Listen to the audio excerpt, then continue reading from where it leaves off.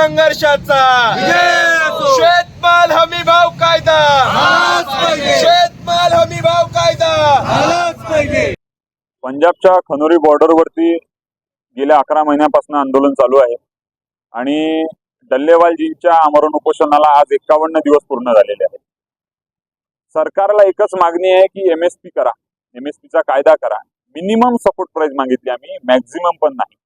पण ती मोजमाप MSP + C2 + 50% या फॉर्म्युल्यानुसार शेतमाल हमीभाव कायदा झाला पाहिजे. आणि तो जर झाला तर आता सोयाबीनचं जसं झालं 4852 रुपये शेतमालाचा हमीभाव होता सोयाबीनचा आणि खरेदी होताना 3200, 3300, 3500 झालं. म्हणजे एका शेतकऱ्याला 1700-1800 रुपये प्रति क्विंटलचा फटका बसला. हा कधी बसणार नाही, तर MSPचा कायदा होईल तेव्हा बसणार नाही. आणि म्हणून आम्ही सर्व शेतकरी, अकोला जिल्ह्यातले शेतकरी जे पंजाबच्या खनोरी बॉर्डरवरती आंदोलन चालू आहे, याला पाठिंबा देण्यासाठी जगजितसिंग डल्लेवाल उपोषणाला बसले.